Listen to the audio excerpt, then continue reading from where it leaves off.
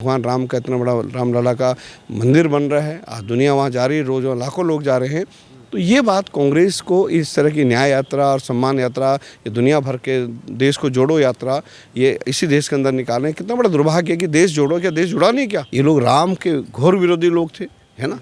ये लोग कहते हैं कि ठीक है, तो ये लोग आज देश की जो जनता है उस जनता जनता को लगता है कि भाई कांग्रेस ने हमेशा देश की जनता के साथ छल किया। वो समझ गए थे कि ये 300 कश्मीर की समस्या अब हमारे जीते जी नहीं होगा। लेकिन देश के प्रधानमंत्री मोदी जी बने, हमारे गृह मंत्री आदरणीय अमित शाह जी ने इस मामले को टेक्निकली इसको सुलझा के आज देखिए कश्मीर हमारे देश की मुख्य धारा में जुड़ गया है। लोकसभा इलेक्शन आने वाला है, इसमें एक सबसे बड़ा एक गठबंधन बना था, इंडिया गठबंधन, जिसमें कई बड़े नेता थे, बिहार से आरजेडी, जेडीयू, सपा, कई सारे बड़े नेता थे। अभी जैसे बंगाल में जब एंटर करने वाली थी राहुल गांधी की भारत जोड़ो न्याय यात्रा, तब ममता दीदी ने कहा कि हम अकेलो चलेंगे। उसके बाद जब बिहार में एंटर करने वाली तो नीतीश भैया ने कहा कि हम अब जा रहे हैं, हम एनडीए के साथ रहेंगे। तो क्या मतलब जो राहुल गांधी प्रधानमंत्री मोदी को पनौती बताते थे, कहीं खुद तो पनौती नहीं साबित हो रहे हैं? नहीं, देखिए आप देखिए राहुल गांधी जी को इतनी तो समझ आनी चाहिए कि जिस प्रदेश में आपको कोई पूछ नहीं रहा, वहाँ कोई नहीं है, आपको क्यों वहाँ जा रहे हो? आप इतनी पुरानी कांग्रेस जिसने आज़ादी की लड़ाई से लेकर यहाँ इतने समय इन्होंने सत्ता का सुख भोगा, आज इनको प्रदेशों में निकले। वो देखिए ममता बनर्जी सीधा वो यही तो कह रही है कि मैं आपके साथ नहीं हूँ, मैं इंडिपेंडेंट लड़ूंगी, इससे वो साफ सफाई छोड़ गई। उसके बाद भी आप जा रहे हैं, तो आप अपना तो अपमान हो रहा है इस पार्टी में। जो मैं कहता हूँ जो उनके राष्ट्रीय अध्यक्ष है, जो लोगों का उनका अपमान ही तो है। आज किसी भी राज्य में जिस तरह आसाम में गए, आसाम में इनको एक जिस तरह इन्होंने वहाँ के आसाम की जनता ने जिस तरह इनको काले झंडे दिखाए, है ना। ये लोग राम के घोर विरोधी लोग थे, है ना। ये लोग कहते हैं कि ठीक है, तो ये लोग आज देश की जो जनता है उस जनता को लगता है कि भाई कांग्रेस ने हमेशा देश की जनता के साथ छल किया। आज देखिए कांग्रेस ने इतने साल इस देश में राज किया, आज ये देश पुनः विश्व गुरु बन सकता था। लेकिन पिछले देखिए मोदी जी का धन्यवाद कि उन्होंने अपने पिछले 9 साढ़े 9 साल के कार्यकाल में, चाहे एक्सेस हाईवे देख लीजिए आप, चाहे स्कूल एजुकेशन का देख लीजिए, या देश की जो ताकत, जो देश का जो नाम आज पूरी दुनिया में, जिस तरह से दुनिया में 10 पावरफुल देश है, उन देशों में आज भारत का नाम है। तो ये मोदी जी की अपनी उनकी प्लानिंग है, उनकी अपनी नीति है, उन जिन चीज़ों में उन्होंने हर क्षेत्र में काम किया, तो वो उनकी बदौलत आज देश की जनता उनके साथ है। देखिए भाजपा जो कहती है वो करती है। जो आप उनके मैनिफेस्टो, आप चाहे विधानसभा का उठा लीजिए, चाहे आप लोकसभा का उठा लीजिए, जो कहा वो किया।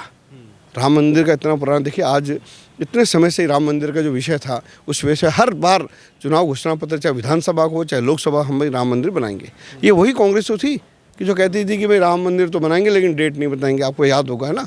लेकिन देखिए इतना 500 साल पुराना विवाद, जो कि पिछले 100 साल से ज़्यादा तो कोर्टों में ये मामला उलझ रहा था, उसके बाद ये सुलझा। दोनों समुदाय के लोगों ने स्वेच्छा से और सुप्रीम कोर्ट में माना कि हाँ ठीक होना चाहिए। आज इतना बड़ा भगवान राम का इतना बड़ा रामलला का मंदिर बन रहा है, आज दुनिया वहाँ जा रही है, रोज़ लाखों लोग जा रहे हैं। तो ये बात कांग्रेस को इस तरह की न्याय यात्रा और सम्मान यात्रा, ये दुनिया भर के देश को जोड़ो यात्रा, ये इसी देश के अंदर निकालें, कितना बड़ा दुर्भाग्य है कि देश जोड़ो, क्या देश जुड़ा नहीं क्या? इस देश को तोड़ने वाले यही लोग तो हैं। आज देश के जो अलग अलग हिस्से हुए वो कौन थे? वो लोग हैं इन्हीं के परिवार के तो थे ना, इनके तो पूर्वजों की देन तो है जिन्होंने देश के टुकड़े टुकड़े कर दिए।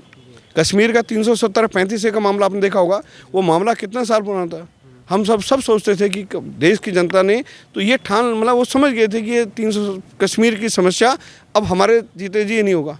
लेकिन देश के प्रधानमंत्री मोदी जी बने, हमारे गृह मंत्री आदरणीय अमित शाह जी ने इस मामले को टेक्निकली इसको सुलझा के आज देखिए कश्मीर हमारे देश की मुख्य धारा में जुड़ गया है। और कश्मीर में विकास की गति इतनी तेज़ी से, वहाँ चाहे स्कूल्स हो, हॉस्पिटल्स हो, हाईवेज़ हो, और कश्मीर के युवा जो पहले टुकड़े टुकड़े गैंग इन चीज़ों में उलझे हुए थे या कहीं थे, आज वो देश की मुख्य धारा में, मुख्य उसमें आज जुड़ गए हैं।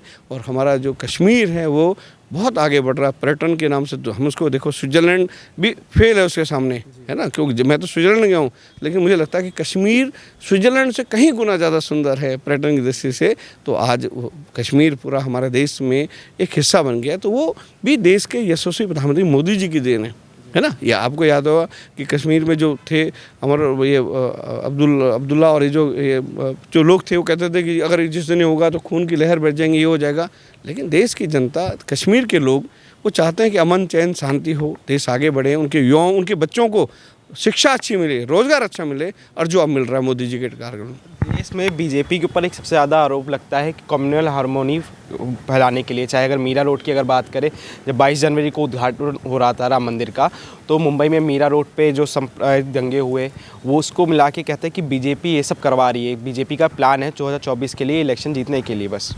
नहीं, देखिए मैं कहता हूँ, आप उत्तर प्रदेश से उदाहरण लीजिए, है ना। आप भी देखिए, अब भी मुझे उत्तर प्रदेश एक देश का सबसे बड़ा राज्य है। जब से योगी आदित्यनाथ जी वहाँ मुख्यमंत्री बने, आप बताइए कोई दंगा हो? उससे पहले अखिलेश यादव से मेरठ के दंगे, है ना, सहारनपुर के दंगे, है ना, इधर आए दिन कहीं ना कहीं, ठीक है।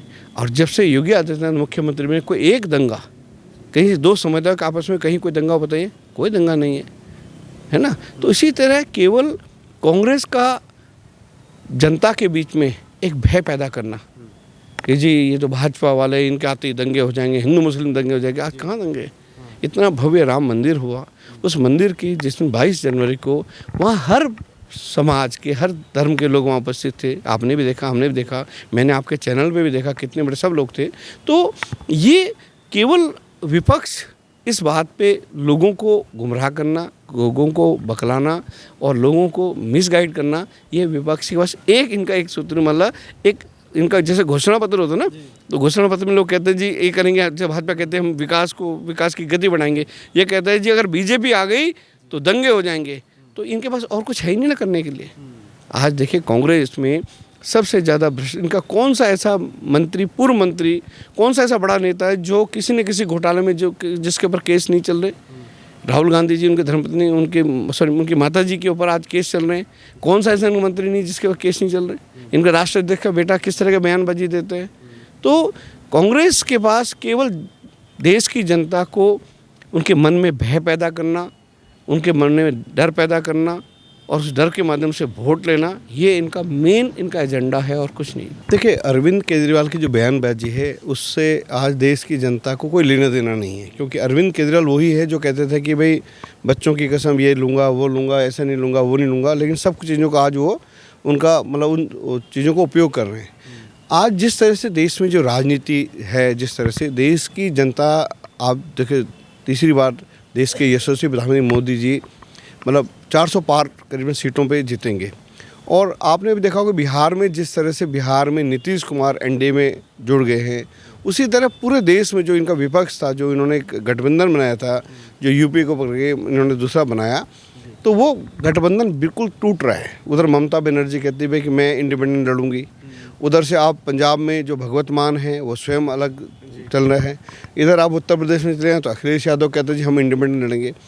तो आज देश की जनता का रुख जो विपक्ष में जो पुराने दल है, उन्होंने को ये हो गया कि भाई मोदी हमें बिना एनडीए के हिस्सा के हमारी कहीं कोई भी गर्त नहीं है। और उसका ये है कि नीतीश जी ने भी कल ही ऑलरेडी एनडीए को ज्वाइन करके उन्होंने ज्वाइन किया।